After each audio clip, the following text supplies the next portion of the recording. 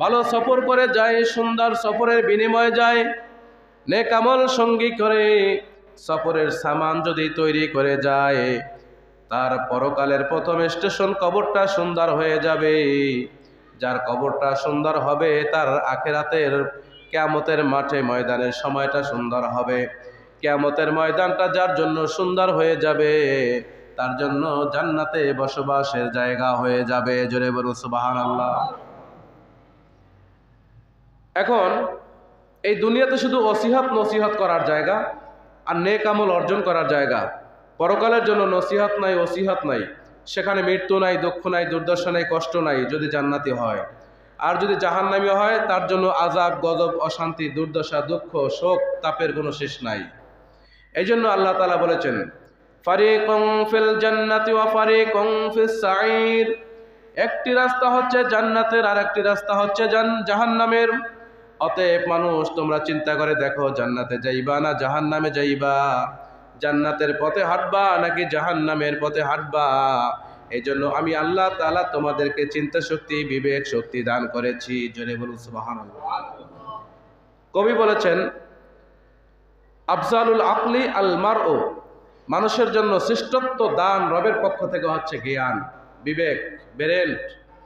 যদি এটা না থাকতো তাহলে মানুষের কোনো মূল্য থাকতো না। হাত, চোখ, কান, নাক সবকিছুই আছে, কিন্তু একটা মানুষের ব্রেনলেস, পাওয়ারলেস, আমরা তাকে পাগল বলি, মেন্টাল বলি, ঠিক কিনা বলুন? তাহলে যদি মানুষের হাত, পাও, অঙ্গ প্রত্যঙ্গ সব ঠিক থাকে, যদি ব্রেনটা ঠিক না থাকে, তাহলে সেই লোকটা যেভাবে পাগল, সামাজিকভাবে কোনো মূল্য নাই, পারিবারিকভাবে কারো মূল্য নাই, এবং জাতিগতভাবে তার কোনো মূল্যায়ন দেশে থাকে না। তাহলে আল্লাহ তাআলা আমাদেরকে হাত পাও দিয়েছেন, পুরো অঙ্গ প্রত্যঙ্গ, পূর্ণ বডি দান করে, মাথার মধ্যে আল্লাহ আমাদের 3 পাউন্ড মস্তিষ্কের যে ব্রেন মেধা শক্তি দান করেছেন, আল্লাহ আমাদেরকে এই ব্রেন মেধা শক্তি দান করে সাথে সাথে ইচ্ছা শক্তিও দান করেছেন। বলুন সুবহানাল্লাহ। তুমি ইচ্ছা করলে গুনাহ করতে পারবা, দুনিয়ায় তোমাকে শাস্তি দেওয়া হবে না। আল্লাহ রাব্বুল আলামিন বলেন, ইচ্ছা করলে নেক আমল করবা, কেউ নিষেধ করবে না।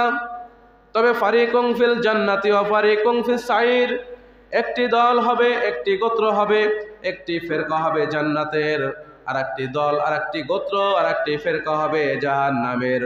অতএব জাহান্নামী যারা হবে, অবিসাল মিহাদ, তাদের জন্য নিকৃষ্টতম আবাসস্থলের ব্যবস্থা আল্লাহ রেখেছেন। আর যদি জান্নাত, যদি নেক আমল করে তাহলে হবে জান্নাতি। আর জান্নাতে যদি যায় তার জন্য আল্লাহর সকল নিয়ামতগুলি বরাদ্দ করে রেখেছেন। বলুন সুবহানাল্লাহ। জান্নাতে মানুষেরা তাদের চেহারা মতো, চাহিদা মতো সবকিছু চাইবে, কিন্তু আল্লাহ তাআলা তাদের চাহিদা মতো সবকিছু তাদেরকে বুঝাইয়া দিবেন। কিন্তু কোনো মানুষ জান্নাতে যা খুঁজবে তাই পাবে। জান্নাতের মধ্যে কোনো বাথরুম, ওয়াশরুম, টয়লেট পাওয়া যাবে না। জান্নাতে সব থাকবে কিন্তু টয়লেট থাকবে না। বলুন সুবহানাল্লাহ। কারণ জান্নাত হচ্ছে পুত পবিত্র, অতএব জান্নাতীরাও পুত পবিত্র। অতএব সেখানে দুঃখ থাকবে না, দুর্দশা থাকবে না, ক্লেশ থাকবে না, দুর্বল থাকবে না, ঘাম থাকবে না, সর্দি কাশি থাকবে না, পায়খানা পেশাব থাকবে না, পুত পবিত্র অবস্থায় থাকবে। জোরে বলুন সুবহানাল্লাহ। সেই জান্নাত আল্লাহ তাআলা ইমানদার ব্যক্তির জন্য, নেককার ব্যক্তির জন্য, নেক আমলকারীর জন্য আল্লাহ তৈরি করে রেখেছেন। যার নসিব ভালো হবে, দুনিয়াতে নেক আমল করবে, তার পরকালের জীবনটা সুন্দর হয়ে যাবে। অতএব দুনিয়া হচ্ছে ক্ষণস্থায়ী, আখিরাত হলো চিরস্থায়ী। আর ক্ষণস্থায়ী শব্দটা এমনভাবে যে যেখানে যেই সময়টার শুরু আছে শেষও আছে, আর চিরস্থায়ী সময়ের হিসাব হলো যেই সময়ের শুরু আছে কিন্তু কোনো শেষ নাই। জোরে বলুন সুবহানাল্লাহ। জান্নাতের মধ্যে আল্লাহ তাআলা ইমানদার ব্যক্তিদের জন্য তার প্রয়োজনীয় চাহিদা মোতাবেক সকল নিয়ামত রাজি বরাদ্দ করে রাখার পরেও বান্দা যদি ইচ্ছা করে, অন্য কিছু এরাদা করে, ইচ্ছা করে, চায় আল্লাহর কাছে, আল্লাহ সেটাও দিবেন। তবে মুফাসসিরে কেরাম বলেন, জান্নাতের মধ্যে এত সব নিয়ামতের পর বান্দার মনে এরকম আর আশা এবং চিন্তা জাগবে না যে আল্লাহ আমার এটা প্রয়োজন। যেটা বলুন সুবহানাল্লাহ। যা প্রয়োজন তা সব দেওয়া আছে, এরপর এমন কোনো চেতনা থাকবে না আল্লাহ আমার আরও প্রয়োজন। তবে শুধু বিনোদন, আত্মকেন্দ্রিক শান্তির জন্য আল্লাহ তাআলা কিছু ব্যবস্থা রাখবেন। যেমন জান্নাতের মধ্যে শুক্রবার দিন একটা হাট মিলবে, এই হাট এবং বাজারে সবাই যাবে। ওখানে জান্নাতি পরিবেশের যত আসবাবপত্র, যত সামগ্রী, সবগুলি সেই বাজারে এবং সেই মার্কেটে পাওয়া যাবে। এমন বিপণী বিতান, এমন শপিং মল পৃথিবীর মানুষ কোনোদিন চোখে দেখে নাই। জোরে বলুন সুবহানাল্লাহ। এমন বিপণী বিতান, শপিং মল, এমন বাজার, এমন মার্কেট, এমন পার্ক জীবনে তো মানুষ চোখে দেখে নাই। এমনকি কিছু লোকে চোখে দেখছে, তার থেকে কানে শুনছে, এরকমও হবে না। তার মানে মানুষ চোখে দেখে নাই, কানেও শোনে নাই, এমনকি কোনো মানুষের অন্তরের মধ্যেও এরকমের কোনো জিনিস থাকতে পারে, এটা কল্পনায়ও হয় নাই। জোরে বলুন সুবহানাল্লাহ। কোনো কল্পনায়ও জাগে নাই যে এই জিনিসটা হতে পারে।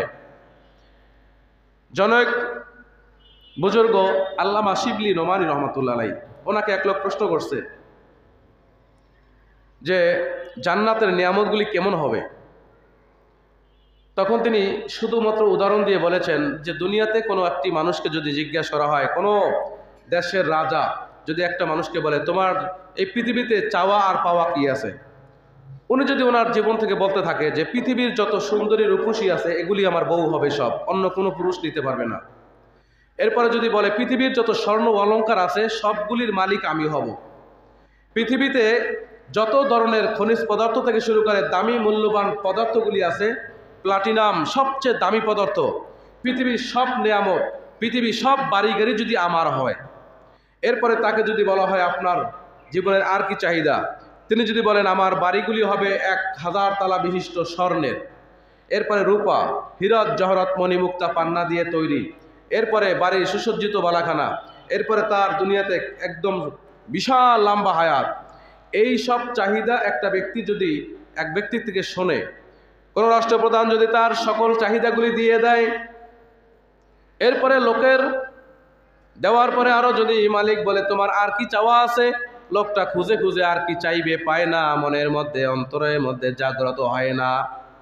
অর্থাৎ দুনিয়ার যত চাওয়া তার মনে আছে, যার মুখে আছে, যার ব্রান্ডের মধ্যে আছে, আল্লাহ সবগুলি তাকে দেয়। অর্থাৎ কোনো মানুষ যদি সবগুলি তাকে বুঝাইয়া দেয়, তারপর যদি বলা হয় আপনি আর কি চান, এখন উনি আর খুঁজে খুঁজে পাইবেন আর কি চাইতে পারি।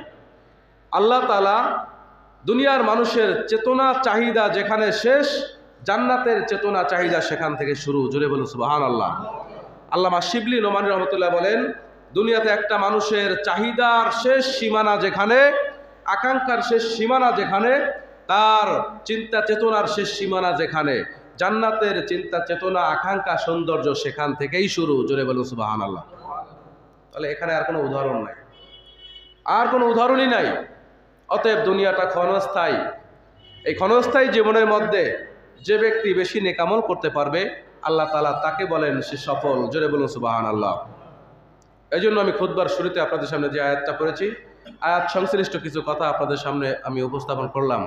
আল্লাহ পাক বলেছেন আমান তাতাওয়া খায়রান ফাইন্নাল্লাহা শাকিরুন আলিম। অতএব ওই ব্যক্তির চেয়ে উত্তম ব্যক্তি আর কে হতে পারে, যেই ব্যক্তি সব থেকে বেশি নেক আমল এবং নফল আমল করে থাকে। জোরে বলুন সুবহানাল্লাহ।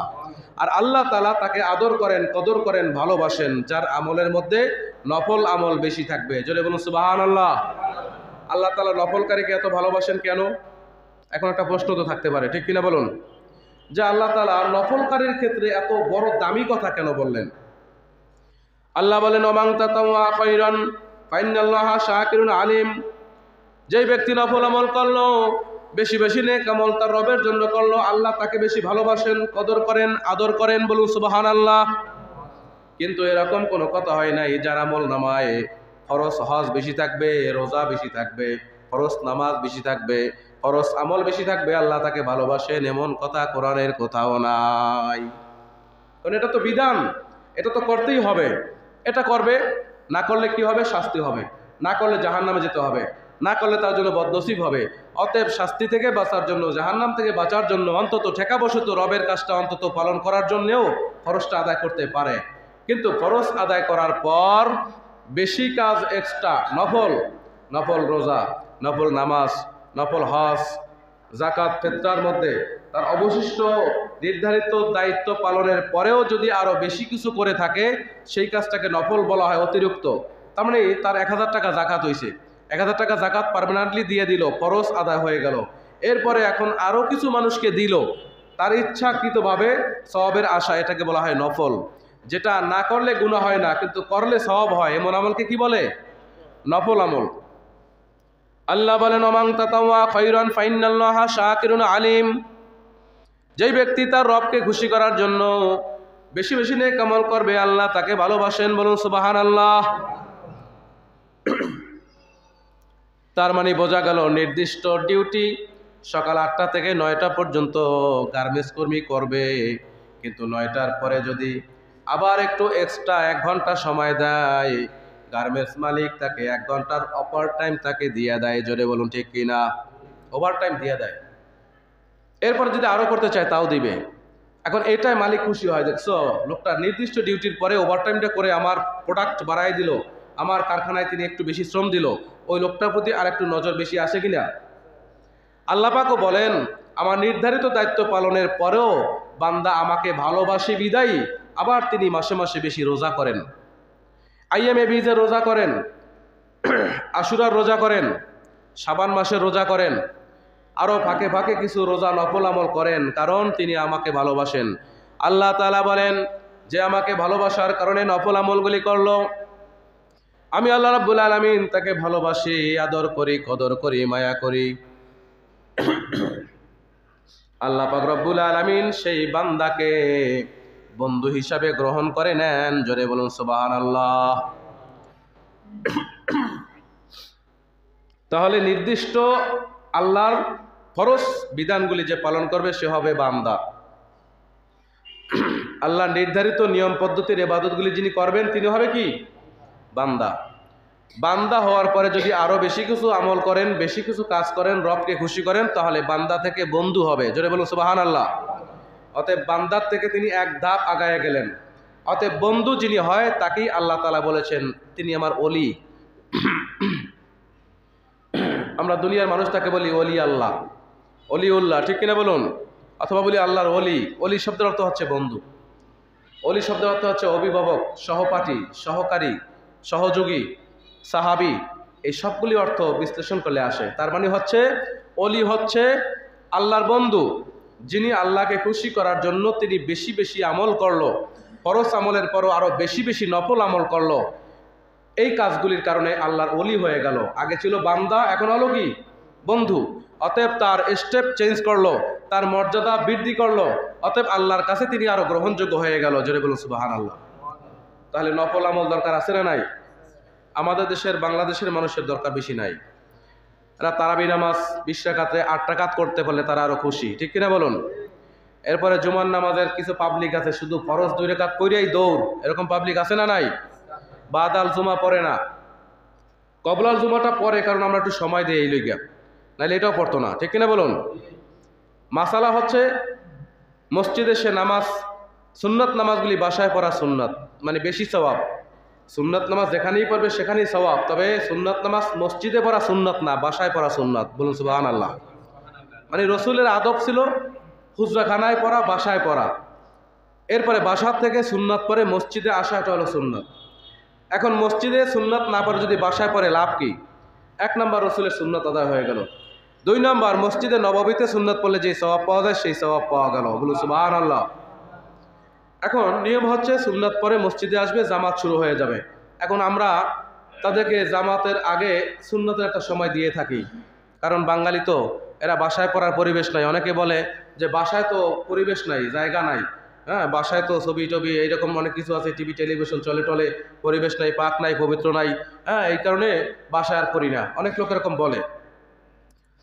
আল্লাহ রাসূল বলেছেন লা তাজআলু বুয়ুতাকুম কুবুরা, তোমাদের ঘরগুলিকে কবর বানাইও না, কারণ কবরের মধ্যে নামাজ নাই, রোজা নাই, ইবাদত নাই, দিন নাই। অতএব তোমাদের ঘরগুলি কবরের মতন বানাইও না, যেখানে মুর্দা থাকবে, লাশ থাকবে, কোনো ইবাদত থাকবে না। অতএব ঘরের মধ্যে মানুষ থাকবে, কোনো ইবাদত থাকবে না। অতএব তোমাদের ঘরগুলিকে কবর বানাইও না। রাসূলের বাণী।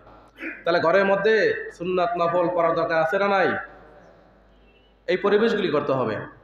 এখন আমাদের দেশের মুসলমান জুমার দিন শেষ টাইমে মসজিদে আসে, কারণ আগে যদি আসে তার বেশি সময় লস হয়ে যাবে, কারণ অনেকক্ষণ বসা থাকা লাগবে, এবারে হুজুর যা বলবে তার থেকে তার মাসালা কম জানা নাই, এই জন্য আগে গিয়ে লাভ কি, এই জন্য উনি পরে পরে আসেন।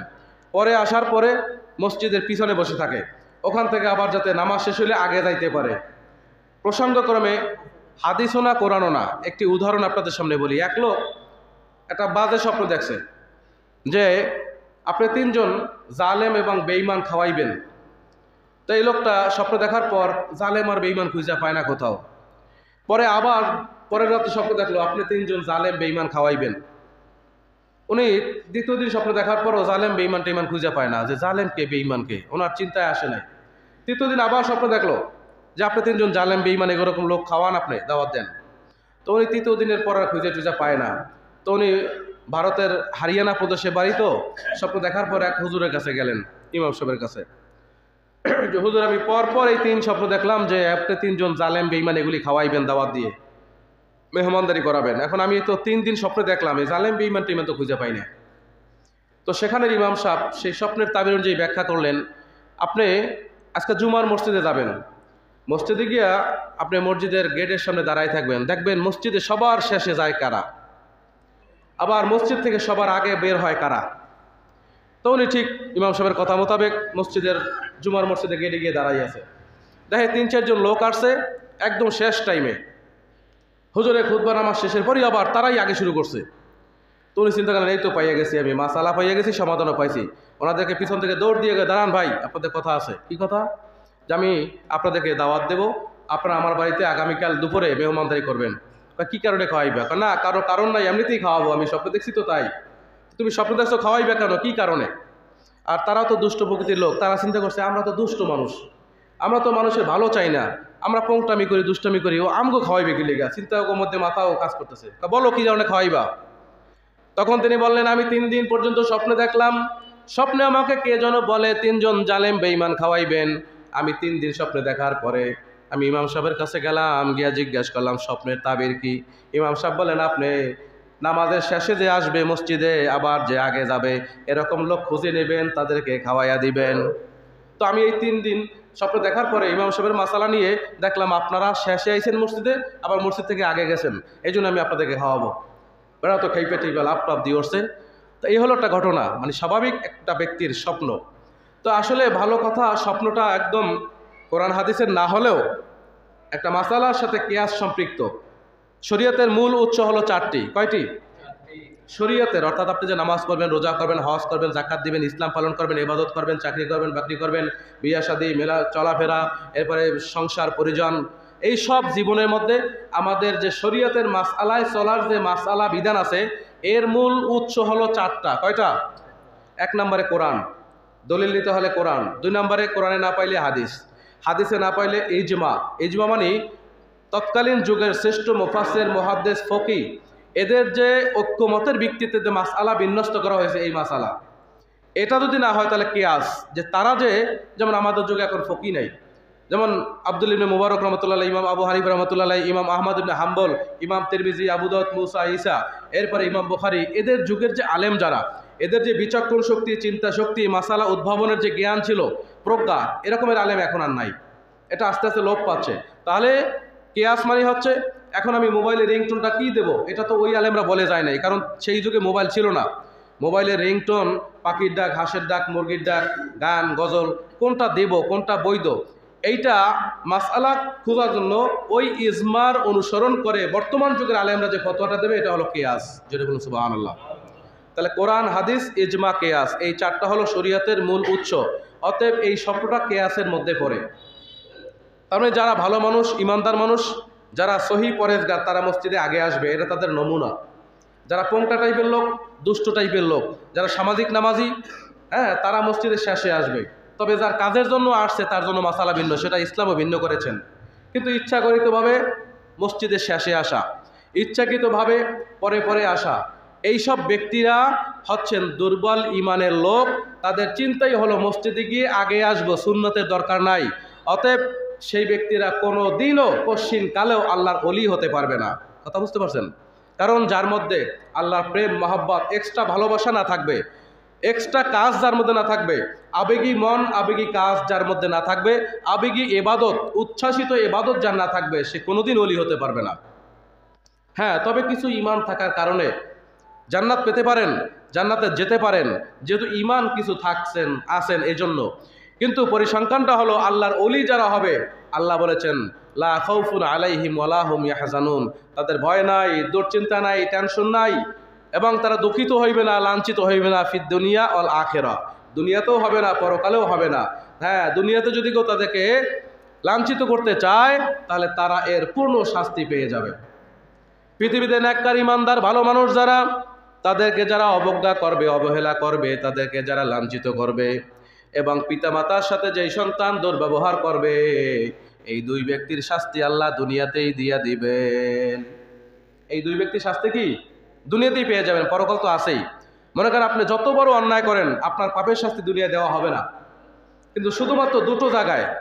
এক হচ্ছে ইমানদার, পরেজগার, মোত্তাকি, আলেম, উলামা, পীর, ফকি, দরবেশ, নেককার, এই লোকদেরকে যদি কেউ বেইজ্জতি করে, আর বাবা মাকে যদি কোনো সন্তান বেইজ্জতি করে, দুর্ব্যবহার করে, অমান্য করে, তাহলে এই দুই ব্যক্তিদের শাস্তি আল্লাহ দুনিয়াতেই দিবেন, পরকাল তো আছেই। সম্মানিত সুধী, আল্লাহ পাক আমাদেরকে দুনিয়াতে ক্ষণস্থায়ী হায়াত দিয়ে পাঠিয়েছেন, ঠিক কিনা বলুন, নাকি চিরস্থায়ী? আমরা কি সারা জীবন এখানে বাঁচবো, নাকি শেষ সীমানা আছে? যেহেতু শেষ সীমানা আছে, সেজন্য আমাদের নেক আমল ছাড়া কোনো গতি নাই, সৎ কাজ, নেক কাজ এছাড়া কোনো গতি আমাদের নাই। কারণ যে কোনো মুহূর্তে অহুয়া মায়াকুম আইনা মা কুনতুম, আল্লাহর অর্ডার আসবে, তুমি কোথায় যাও, আমি তোমার তো সাথেই আছি, দেখো তোমার পিছনে একদম আমার অর্ডার মোতাবেক টাইম টু টাইম তোমার কাছে মালাকুল মৌত হাজির হয়ে গেল। অতএব একটু তাকাও পিছনে। যখন মানুষের মৃত্যুর টাইম হয়ে যায়, দুনিয়ার সময় শেষ হয়ে যায়, এটা প্রথম মেসেজটা তার 40 দিন আগে আসে। কতদিন আগে? কিন্তু ইমানদার, মোত্তাকি, পরেজগার, বিচক্ষণ ব্যক্তিরা এই মেসেজটা টের পায়। 2 নম্বর মেসেজটা আসে 7 দিন আগে, অর্থাৎ আগের দিন, তার যেদিন মৃত্যু হবে এর আগের জুমায়। এরপরে আরেকটা মেসেজ আসে যেই দিন মারা যাবে তার আগের দিন আসরের নামাজের সময়। আর লাস্ট সময় যখন মৃত্যুর সময় হয়ে যাবে, তখন তো মালাকুল মৌত হাজিরই হয়ে যাবে, তখন আর কোনো ছাড় নাই, সুযোগ নাই, সময় নাই। এখন ওই যে 40 দিনের একটা মেসেজ আসে, কিছু মানুষ দেখবেন তার মৃত্যু বাংলাদেশে লেখা নাই, বাংলাদেশি বসবাসকারী কিছু মানুষ আছে এমন, তার মৃত্যু হচ্ছে মনে করেন থাইল্যান্ডের ব্যাংককে, অথবা সুইজারল্যান্ডে, অথবা অন্য কোথাও তার মৃত্যু লেখা আছে। এই লোকটা ওই 40 দিন আগেই একটু অসুস্থ বোধ করে, হ্যাঁ, তার কোনো সমস্যা হয়, অথবা একটা স্ট্রোক, অথবা হার্ট অ্যাটাক, অথবা তার কোনো অন্য ঝামেলার কারণে একটু অ্যাক্সিডেন্ট হয়, একটু অসুস্থ হয়ে যায়। একটা প্রথম তার কাছে মেসেজটা একটা ঝাঁকি আসে। এরপর তার পরিবার পরিজন টাকা বেশি থাকলে প্রথমে মাদ্রাস নেয়, মাদ্রাস সুস্থ না হলে সেখান থেকে থাইল্যান্ড নেয়, থাইল্যান্ড সুস্থ না হলে সেখান থেকে সুইজারল্যান্ড নেয়, এরকম কিছু হয়। তখন আমরা শুনতে পাই আমাদের এলাকার অমক গণ্যমান্য ব্যক্তি প্রায় 20-25 দিন আগে অসুস্থ হয়েছিল, তাকে মৃত্যুর খবর শোনা গেল সুইজারল্যান্ডের হাসপাতালে তিনি মারা গেছে। এমন খবর আমাদের কানে আসে না নাই? তার মানে বোঝা গেল তার বাংলাদেশি বসবাসকারী তিনি, কিন্তু তার মৃত্যু কোথায় লেখা আছে? সুইজারল্যান্ড। অতএব তার মৃত্যু সেখানেই হবে। অতএব আল্লাহ তাআলা বলেছেন সূরা লোকমানের শেষ দিকে, তোমার কখন মৃত্যু হবে তোমার জানা নাই, কোথায় হবে তোমার জানা নাই, অতএব কত বছর বাঁচবা এটা তোমাদের জানা নাই। জানা যেহেতু নাই, কারণ তোমাদের মৃত্যুর কোনো গ্যারান্টি নাই, কোনো টাইম নাই, যে কোনো মুহূর্তেই হতে পারে। অতএব বুদ্ধিমান তারা যারা সর্বদা সদা সর্বদা নিজেকে গুনাহ থেকে মুক্ত রাখে, পাপ থেকে মুক্ত রাখে, নিজেকে সকল অপরাধ থেকে বাঁচাইয়া রাখে, কারণ তার মধ্যে চিন্তা হলো মালাকুল মৌত তো আমার খুব নিকটে নিকটে হাঁটে। অতএব আমি যেন মালাকুল মৌতের হাজির হওয়ার সময়ে পুত পবিত্র ইমানওয়ালা জীবন নিয়ে, নেকামল নিয়ে তার সামনে হাজিরা দিতে পারি। অতএব এটা হলো ইমানদারদের কাজ। জোরে বলুন সুবহানাল্লাহ।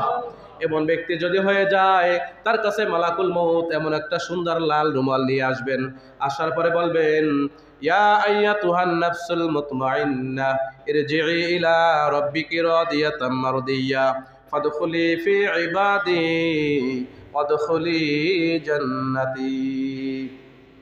আল্লাহর অর্ডার অনুযায়ী কি সুন্দর করে তাকে, ইমানদার ব্যক্তিকে, নেককার ব্যক্তিকে তার মৃত্যুর সময়টা লাল রুমাল নিয়ে আসবেন। তখন বলবেন ইয়া আইয়াতুহান নাফসুল মুতমাইন্নাহ, হে প্রশান্ত আত্মা, ইরজিই ইলা রাব্বিকি রাদিয়াতাম মারদিয়া, তোমার রবের সন্তুষ্ট চিত্তে এই লাল রুমালের মধ্যে প্রবেশ করো। ফাদখুলি ফি ইবাদি, তুমি অতএব প্রবেশ করো হে ইবাদতকারী বান্দা। ওয়াদখুলি জান্নাতি, তোমাকে আমি জান্নাতে নিয়ে যাব। জোরে বলুন সুবহানাল্লাহ। মূলত এখানে জান্নাত বলতে এখানে আয়াত দিয়ে বোঝানো হয়েছে অরিজিনাল জান্নাতে না। আরশের মধ্যে একটা জায়গা আছে, জায়গার নাম হচ্ছে ইল্লিন, যেখানে জান্নাতের পরিবেশে রুহুগুলি ইন্তেকাল করার পরে অর্থাৎ রুহুগুলি নিয়ে যেখানে রাখা হয় সেই জায়গার নাম কি? ইল্লিন। অর্থাৎ ইমানদার ব্যক্তিদের রুহু নিয়ে যেখানে রাখা হয় সেটা হলো ইল্লিন। ইল্লিন হচ্ছে জান্নাতি পরিবেশের একটা জায়গা। আর সিজ্জিন অর্থ জেলখানা, কারাগার। যদি বেঈমান নাফরমান গুনাহগার হয় তাহলে তার রুহুগুলি কবজ করার পরে নিয়ে যায় সিজ্জিনে। আল্লাহ তাআলা বলেছেন ওয়ামা আদরাকা মা সিজ্জিন, তোমরা কি জানো এই সিজ্জিন কি, এই কারাগার কি, জেলখানা কি? কিতাবুম মারকুম, সুরক্ষিত জায়গা যেখানে জাহান্নামের সকল শাস্তি বিদ্যমান। অতএব জাহান্নামী যে শাস্তি ভোগ করবে তার কিছু অংশ সিজ্জিনেই দেওয়া হবে। আর সিজ্জিন শব্দ অর্থ কারাগার, আর মূল কারাগারকে বোঝানো হয়েছে জাহান্নামকে। তার মানে আমাদের দেশে কোর্ট আছে, বিচারের সিস্টেমে কোর্টে নেওয়া হয় আসামিকে, কিন্তু আসামিকে যখন ধরা হয় পুলিশেরা প্রথম নিয়ে গারদের মধ্যে রাখে। গারদ চিনেন? থানার মধ্যে, কোর্টের মধ্যে আসামি রাখার একটা আলাদা কুষ্ঠ আছে, মানে অর্থাৎ প্রকোষ্ঠ যেটাকে বলা হয়, আলাদা রুম, অন্ধকার রুম। কারণ সে চিহ্নিত অপরাধী, তার জন্য অপরাধীর একটা রুম আছে। ওই রুমে কোনো ভালো বাতি নাই, ফ্যান নাই, ওখানে সোফা সেট নাই, জাজিম নাই, ঠিক কিনা বলুন? ওখানে আছে দুর্গন্ধ, পেশাব পায়খানা এবং আরও অপরাধী ব্যক্তি, চিহ্নিত ব্যক্তিরা। তার মানে দুনিয়ার মধ্যেই এতটুকু পার্থক্য করা যায় যে সে যেহেতু অপরাধী তাকে থানার গারদের মধ্যে দেওয়া হয়েছে। ওখানে মশারি নাই, মশায় কামড়ায়, ওখানে দুর্গন্ধ, ওখানে রুম স্প্রে নাই, সোফা সেট নাই, জাজিম নাই, বসার ভালো ব্যবস্থা নাই, ঠিক কিনা বলুন? তাহলে বোঝা গেল চিহ্নিত অপরাধী তাকে গ্রেপ্তার করার পর নিয়ে কোথায় রাখা হয়? গারদে। গারদ থেকে কোর্টে উঠানো হয়, কোর্টের বিচারের পরে জেলখানায় অথবা সারা, দুটো একটা, ঠিক কিনা বলুন? হাশরের মাঠ হলো কোর্ট। এই কোর্টের আগে হচ্ছে কবর। এই কবরটা যদি জাহান্নামী হয়, বেঈমান হয়, গুনাহগার হয়, তার জন্য হবে গারদখানা, যেখানে কোনো শান্তি থাকবে না, থাকবে অশান্তি। তার মানে কবরের মধ্যেই শাস্তি শুরু। এরপরে সেখানে তাকে পচা গলা দুর্গন্ধযুক্ত খাবার খাওয়ানো হবে, কাঁটাযুক্ত খাবার খাওয়ানো হবে। এমন ঠান্ডা পানি চাইবে তাকে এমন ঠান্ডা দেওয়া হবে গলার মধ্যে দেওয়ার সঙ্গে সঙ্গে জমাট ধরে যাবে। আবার তিনি গরম পানি চাইবেন, এমন গরম দেওয়া হবে, গরম পানি মুখে নেওয়ার সঙ্গে সঙ্গে সব জলে পুড়ে বচ্চ হয়ে মাথা মাটির মধ্যে গলে যাবে। অতএব এই গারদখানায় কোনো আরাম নাই, আয়েশ নাই, ভালো কোনো খাবার নাই, আছে অশান্তি, পেরেশানি, শাস্তি, দুর্দশা। এখান থেকে তাকে কোর্টে হাশরের ময়দানে নেওয়া হবে। হাশরের ময়দানে বিচার কাজও শেষ করার পরে যদি সে সাড়া পায় তাহলে জান্নাতে যাবে, আর যদি সাড়া না পায় তাহলে জাহান্নামে যাবে। অতএব আল্লাহ পাক রব্বুল আলামিন বলেন যারা জান্নাতে যাবে তারা কতই না সৌভাগ্যবান। তারা সর্বপ্রথম জান্নাতে ঢোকার পরে আপ্যায়ন করানো হবে মাছের ভুনা কলিজা দিয়া, আমার জান্নাতি বান্দাদেরকে আপ্যায়ন করানো হবে। জোরে বলুন সুবহানাল্লাহ। তাহলে যারা জান্নাতে যাবে তাদেরকে কি খাওয়ানো হবে? প্রথমেই মাছের কলিজা দিয়ে আপ্যায়ন করানো হবে। আর সেই মাছের কলিজা ভুনা আমাদের দেশের বা মসজিদের রান্না মতন নয়। সেখানে প্রায় 70 রকমের স্বাদ অনুভব করবে, খাবে আর বলবে এত স্বাদ কোথা থেকে আসলো। খাওয়ার পরে আমাদের দেশের খাবারগুলি খাইলে পরে আমাদের পেট ভরে যায়, এরপরে আমাদের মুখের রুচি নষ্ট হয়ে যায়। তখন আর কেউ খাদিমদার দিতে চাইলেও বলি আর লাগবে না, আর দিয়েন না, এই কথা বলি কি না? কিন্তু জান্নাতে তার খাওয়ার পরে আরও আগ্রহ জাগবে, পেটে আরও জায়গা তৈরি হবে, আরও চেতনা জাগবে, আমি আরও খাইতে চাই, মানে মুখের রুচি বাড়বে আর জায়গা ভরবে না। বলুন সুবহানাল্লাহ। আর যত চাহিদা থাকবে তত খাবার তাকে দেওয়া হবে। জোরে বলুন সুবহানাল্লাহ। দুনিয়া থেকে ব্যতিক্রম একটি জায়গা। অতএব যারা ইমানদার, যারা মুত্তাকি, তারা সেই সুযোগটা পেয়ে যাবে। অতএব এই ক্ষণস্থায়ী জীবনে আমরা যেন বেশি বেশি নেক আমল করি, কারণ এটা হচ্ছে শাবান মাস। কি মাস? রাসূল করিম সাল্লাল্লাহু আলাইহি ওয়াসাল্লাম বলেছেন, মা আয়েশা সিদ্দিকা বলেন রসুলকে শাবান মাসের চেয়ে অন্য কোনো মাসে এত বেশি রোজা রাখতে আমি দেখি নাই। যেটা বলুন সুবহানাল্লাহ। রমজান মাস তো রোজার মাসই, ওটা তো ভিন্ন। অর্থাৎ বাকি 11 মাসের মধ্যে আমি কোনো মাসে এত বেশি রসুলকে রোজা রাখতে দেখি নাই যত বেশি রোজা তিনি শাবান মাসে রেখেছেন। বলুন সুবহানাল্লাহ। কারণ শাবান মাসে বেশি রোজা রাখার কারণ আছে। মনে করেন 9 মাস 11 মাস রোজা না রাখার পরে হঠাৎ করে প্রথম দিন না খেয়ে একটা দিন পার করা কঠিন হয়ে যায়। আর যদি একটু আগে, কয়েকদিন আগে থেকে একটু অভ্যাস করা হয় তাহলে প্রথম দিনে এত কষ্ট হবে না, ঠিক কিনা বলুন? এজন্য শাবান মাস হচ্ছে রমজান মাসের প্রস্তুতির মাস। রমজান মাসে যে প্রচুর নেক আমল আছে, আউয়ালুহু রহমাতুন, প্রথম 10 দিন রহমত, ও আওসাতুহু মাগফিরাতুন, মাঝখানে 10 দিন মাগফিরাত, ও আখিরুহু ইতকুম মিনান নার, শেষ 10 দিন হচ্ছে জাহান্নাম থেকে মুক্তি, তার গুনাহ থেকে মুক্তি। অতএব এই মাসের প্রস্তুতির মাস হচ্ছে শাবান মাস। অতএব আগামী জুমাবার দিবাগত রাত্রে হচ্ছে শবে বরাত। জোরে বলুন সুবহানাল্লাহ। অতএব সবাইকে দাওয়াত দিয়ে দিচ্ছি আগে, আগামী জুমাবার, শুক্রবার, দিবাগত রাত্রে আপনারা সকলেই যথাসময়ে মসজিদে আসবেন এবং রাত্রিব্যাপী ইবাদত করবেন, যেন আল্লাহ তাআলা পূত পবিত্র অবস্থায় ইবাদতগুলি কবুল করেন বলি আমিন। এখন একটি পরামর্শ আছে যে হুজুর আপনি দাওয়াত দিলেন, ওই দিন তো নফল, হ্যাঁ নফল যদি আপনি করেন তাহলেই বন্ধু হতে পারবেন, ঠিক কিনা বলুন?